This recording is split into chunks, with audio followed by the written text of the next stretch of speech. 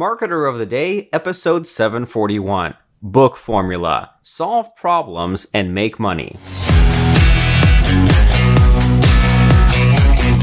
Hey, it's Mark Podolsky, Land Geek, with your favorite niche real estate website, www.thelandgeek.com.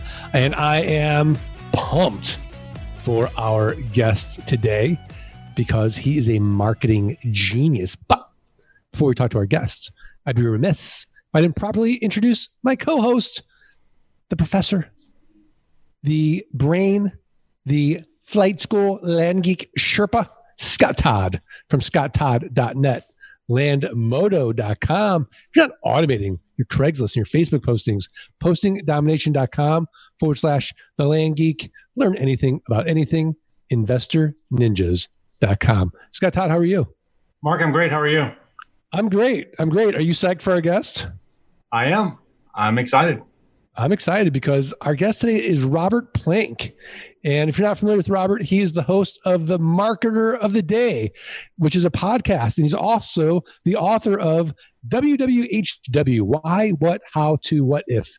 He's also a computer programmer, a membership site designer, a podcaster, and internet marketing strategist. It is his mission in life to ensure your book, podcast, and online course are the best they can be.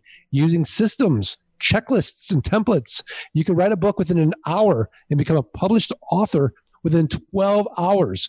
What? You can set up a membership site in a single day, create a blog or podcast in 5 minutes or less, and so much more.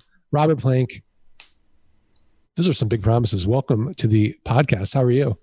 I am fantastic. Big promises. So I guess we now have to deliver. We're on the hook. So glad to see you. Yeah. Okay. Let's just get into the whole book thing. Really? Published? It took me a year to write my book, Dirt Rich. How can I become a published author within 12 hours? By not overthinking it, by only doing the essentials, by taking shortcuts in a good way, not in a bad way, by speaking out your book and saying it in the way that you would have explained it to a friend, getting it transcribed, cleaning up, getting someone else to make the cover, putting it online, publishing it on Kindle, and then knowing that later on, if you want to make it better, strip things down, add more chapters, run spell check again, you can always improve on it. But what's most important is to have something tangible that you can hold in your hands. So that way you are motivated to continue, because it's so easy to let all the baggage, the head trash hold you up of being half done with something, of thinking, well, once I have this, everything will be perfect. It's really important to take some action, to focus, to get rid of all distractions and get something done, get to some kind of milestone. That way you can keep going. Interesting. Very interesting.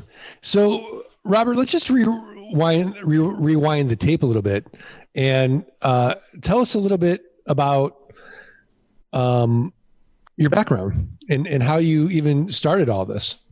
My background is, as you said, as a computer programmer, and just like how I'm sure you and Scott both were at some point, you had a career, you had a 9 to 5, you had a job, you had a boss, and sometimes we outgrow those things, right? Sometimes we get just so tired of going through the day-to-day, living life one day after the next, and then it seems like when you get stuck in a routine, time speeds up and you say, well, wait a second, like, why are the years flying by? It's time to get some variety, to take some more risks, to try some more things. So I pretty much excelled at computer programming. In high school, I went through the computer programming book in a week, the whole textbook that was supposed to take all year long, just programming everything that there was. It was one of these things where I was naturally good at it. And it also turns out that computer programming makes money too, right? It's like, in my town, there's a guy that creates these real huge, like, model figurine things, and he's good at it and he enjoys it, but it takes him a whole year just to sell one of these $1,000 items. So it's really important that we find these things that we're good at, that we enjoy, that people want, and that makes money. And it turns out computer programming and software qualifies all those things. But then the problem was I didn't want to be a manager. I didn't want to be a business person, didn't want to be an MBA. But then getting stuck as just a code monkey, a grunt, someone just, writing the code, there was a cap on that income. And also, I got my college degree. I spent a few years in corporate America, but it was just boring, right? It was just a lot of getting my projects done early and then sandbagging my time and then goofing off in the meantime. And it was always fun to be curious and see the problems that were out there and create plugins and apps and things like that. And so I have been 10 years, almost 11 years now, full-time internet marketer. I specialize in membership sites, and these last few years has been podcasting as well, just like how you and Scott kind of have noticed that it's a lot more profitable to focus on the publicity and the marketing and getting yourself out there, which is an easy thing to forget. So basically, long story short, started off as a computer programmer. I still do software, but now also courses and podcasting.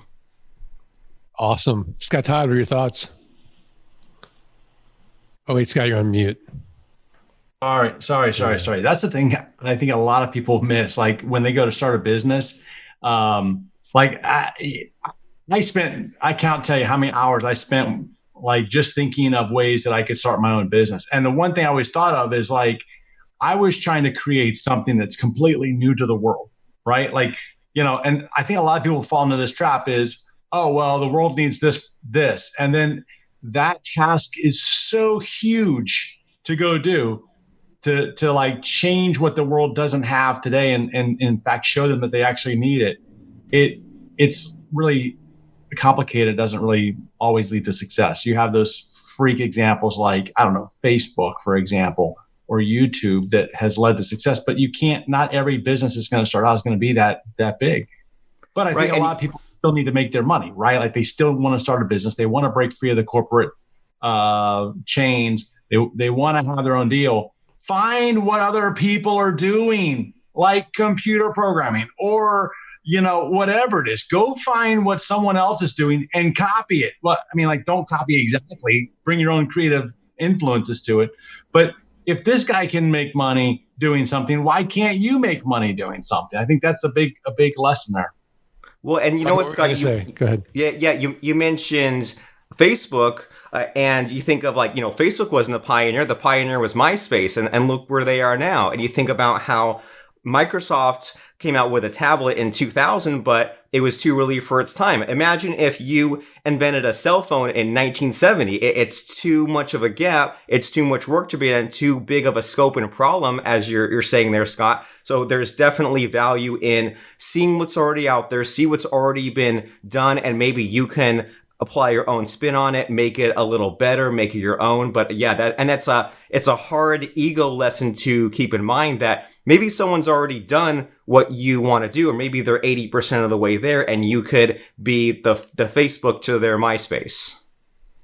Yeah, absolutely. I think if I were going to, be someone's, let's say, uncle, and they said, hey, Mark, what 3 attributes would you want this kid to have coming out of college?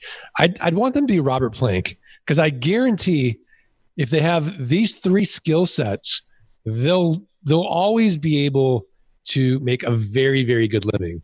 Have the technical chops of coding, because that is leveraged. Have marketing chops and have sales chops.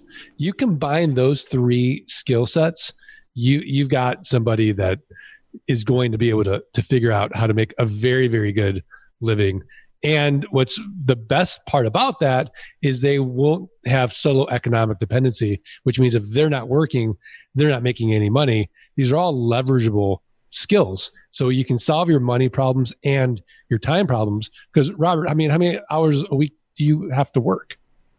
It changes, but I would say I take big breaks in the middle of the day. Some days it's 2 or 3 hours. Some days I'm really motivated. It's 8, 9, 10 hours, but it's dependent on how excited I am, how much time I want to put into the business. So for someone listening and they're thinking, okay, I've got some of these skills and I've got some expertise. I want to start a membership site, but it seems like it's just overwhelming. I've got all these barriers and there's already 1 billion membership sites out there. there might be membership site fatigue. This would be sort of a thought that might come to their mind, and they would stop themselves in their tracks and they say, screw it. I'm going to take a 45-minute commute back to Procter & Gamble and go back to my cube and keep working. What would you say to that person? How can they get over those fears and get started with their own membership site? I would say look at some of the competition out there. Like take inventory of your skills and what problems that you can solve that are easy for you, hard for others, and look at the competition out there. Do some Google searching. Look at the Amazon books. Look at the courses. Look at what's on Udemy, what's in the Google search, and look at the competition. Definitely not with the mindset of copying, but knowing that you're going to be a little angry, like you alluded to a little while ago. You're going to be angry at how this idiot is making money at this thing that's really simple for me. And this idiot is barely teaching anything. It's so light on content and it's so high in price that I could kind of fill in the price gap and make something that's maybe the same price, but delivers a lot more, maybe slightly undercut him in the market. But I guarantee that if you have those four things we talked about, that passion, that skill, and the things that people want, like a problem to be solved, plus they're willing to pay money for that. If you can dial in those handful of skills that you have, those real problems that you can solve, and you go and you look at how the problem is kind of sort of trying to be solved right now, you're going to be angry at how bad a job some of these future competitors of yours are doing, and how you can do a way better job. Just like how if you look at Facebook today versus how MySpace looked back years and years ago with all the animated graphics and the crappy fonts and the text, it's like night and day, but they were onto something. So I think the answer is look at that competition, look at who's onto something, and figure out how you can do something better in a number of ways, because it doesn't always have to be that you give someone a way bigger result or that you have way more hours of videos in your membership site. Maybe all the, for example, real estate courses out there are so complicated, and everyone who takes them, they just get more confused than when they started. What if you kept things a little more on the down low? What if you made things simple? What if you said, instead of making $10 million in real estate, I can show you how to flip one house. I can show you how to make 10 grand. So sometimes the value is in you making things on a smaller scale or simpler or more accessible for others. So look at the competition. I guarantee you'll get angry at how they're doing a worse job than you will do. Interesting. Scott Todd.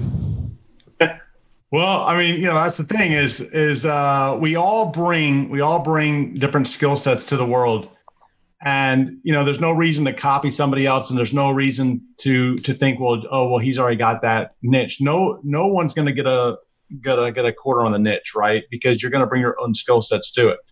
But what I would say is that whatever you're going to go do, well, you should have some experience more than like just waking up one day and going, man, look at all the money this guy's making. I'm going to go do what he's doing. Well, you may not have the knowledge to bring the skill sets, even though you think you do. You need to have some experience with it, right? Like you got to be able to walk the walk and talk it and to deliver it. And that's the thing is, go find what you're really good at, what's core to you, and bring that out to the world. And what's great about what you just said there, Scott, is that we all live different lives here, right? Like we were saying as we were starting up, Mark was reading, like I do all these things, and Mark has all these layers in his past, and I'm sure that you do too. So there's no downside in picking up some skills, right? Especially if someone is young or starting over in their life, there's no downside to getting that job at Procter & Gamble in order to get some on-the-job training or figure out some of these skills that you can then teach. But I love what you said there about how don't just make one aspect of it the thing that you can go out and learn real quick and teach it. It's way easier if you have, and we all have these skills built in. We all have these past lives from jobs, careers we've had, past businesses, and maybe we can teach that thing that we already know. And that really shortcuts the process, right? We don't have to do research or as much because we already know the ins and outs of this thing that we're looking to teach. So yeah, I love that point you made. So, Robert, what's some of the worst advice you see or hear given in your area of expertise of marketing? For sure, it is the advice that things need to be perfect. Nothing is perfect. And so many times that idea of perfectionism, procrastination, it's based out of fear, right? It's based out of, I'm in denial and I'm so afraid of putting out the book or putting out the course because I'm worried that one person might hate it. One person might refund. One person might make fun of it. And there's a lot of cognitive dissonance and self-doubt and just self-sabotage and lying to yourself and all that baggage. And it's really just based out of fear and people, but you can't just look at it directly and you can't admit that it's fear because then that makes you seem weak and then it makes you feel bad about yourself. So the wrapping that it's covered in the disguise is that it has to be perfect and nothing out there will be perfect. I mean, for centuries, people thought that California was an island. For centuries, people thought that the world was flat. We didn't even know Pluto was a planet until 1930. And then every college textbook that you've ever gotten has had a list of errors that they corrected in the past edition. So nothing out there is ever perfect. Even Facebook has bugs sometimes. Even Twitter crashes sometimes. Even Gmail crashes. Nothing is perfect. But the biggest disservice you can do to yourself is believing that perfectionism is necessary because that means that it's an excuse for you to never get it done. So don't believe in perfectionism. Do it anyway. Yeah, as Scott Todd would say, always be moving your feet. Scott, do you like when I quote you? I do. Yeah, I should have my own quote book, I guess. You should. You really should. And the title of it should be "Always Be Moving Your Feet" by Scott Todd. Yeah.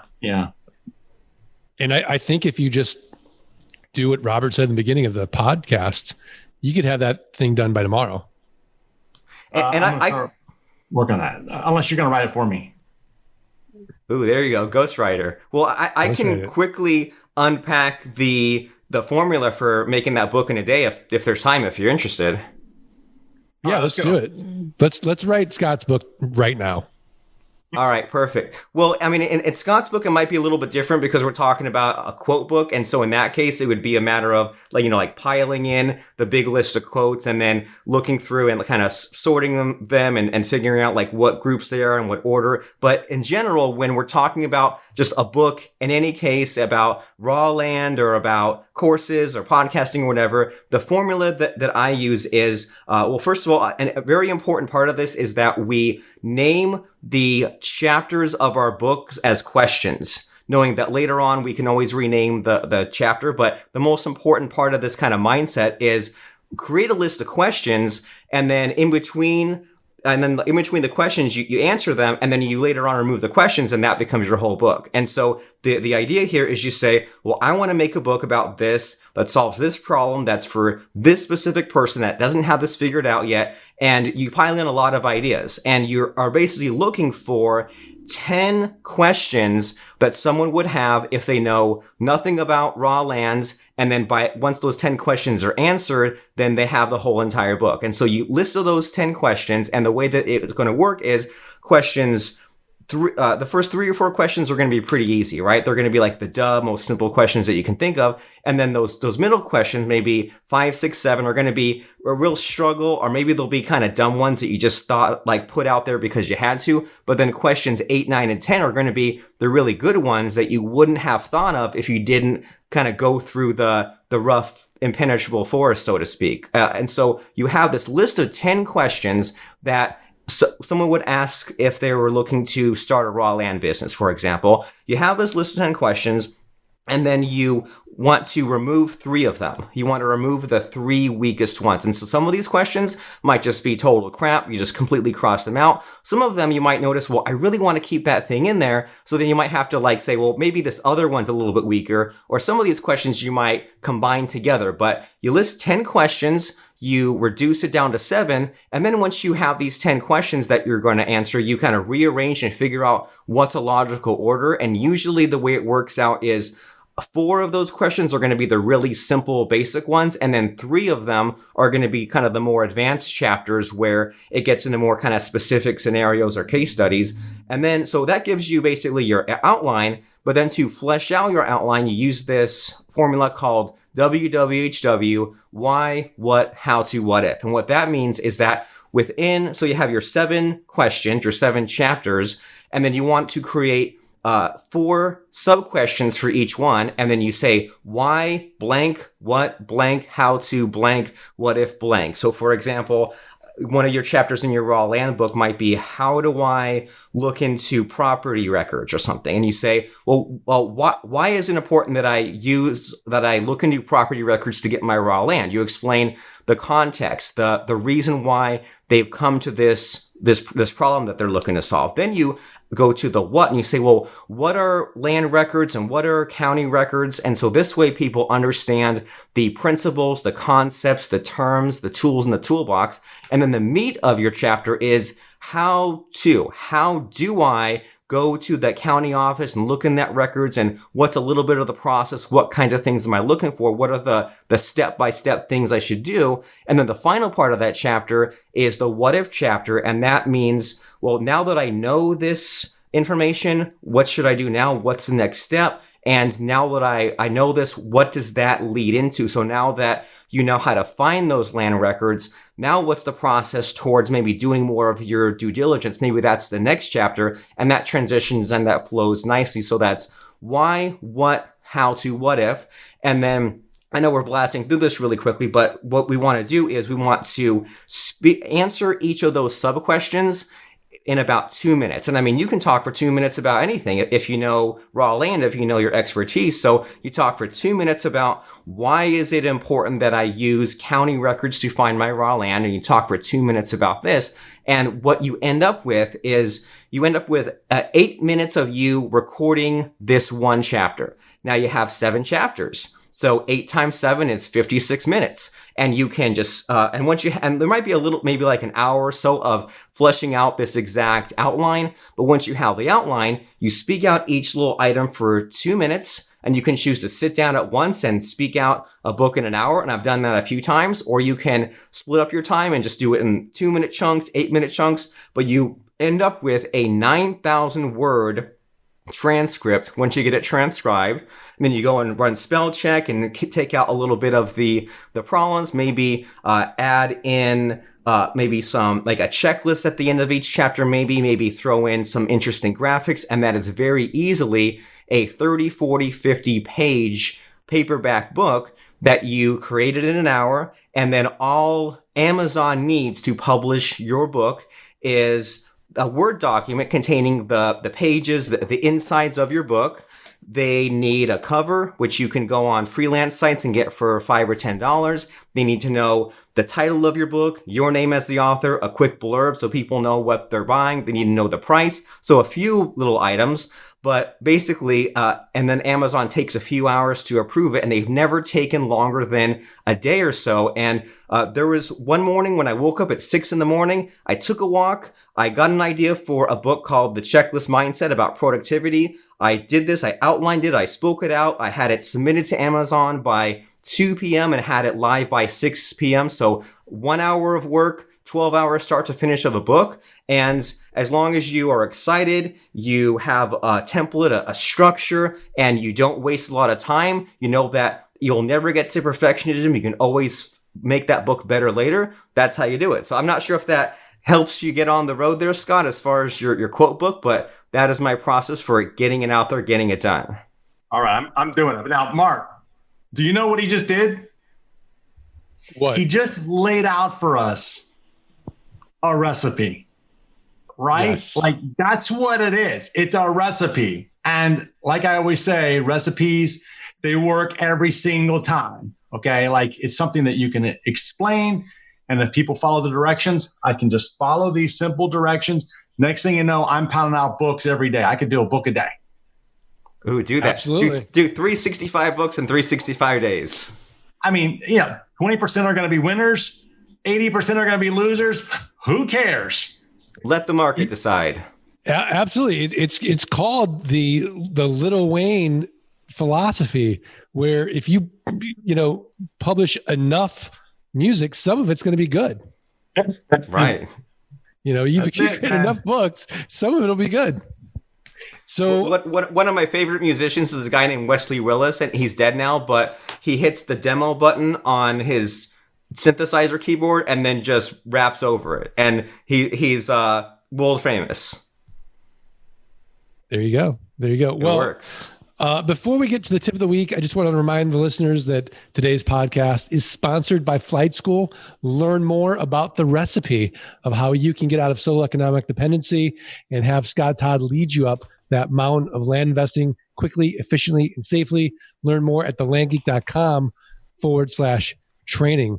All right, Robert Plank, I think your mentorship has been phenomenal this podcast, but now we're going to ask you for another tip, a tip of the week, a website, a resource, a book, something else actionable for the Art of Passive Income listeners to go improve their businesses, improve their lives. What have you got? What I have is my book. You can get it at www.hwbook.com. And there's a resource for you, but a tip, like a really easy tip, something that I just came across this 2 days ago. I was on YouTube and I found a speech by an MIT professor named Patrick Winston, and he's dead now. And he gave this like 90-minute talk about how to, become famous and how to deliver a good speech. And he had a lot of ideas, but the one tip, the thing that really stuck with me, he said, build a fence around your idea, which I think that's such a cool concept, right? And we've been talking about how do we stand out? How do we get confidence and all those sorts of things? But think about a way that you can alienate some people and you can differentiate your idea and maybe explain how your idea differs or is better or is more appropriate to a certain type of person. Build a fence around your idea so that way it's uniquely yours. Spend a little bit of time explaining like what your idea isn't and who it's bad for. So that way the people that it's good for, it'll really match up. So that's my 2 tips, www.hwbook.com, and then build a fence around your idea.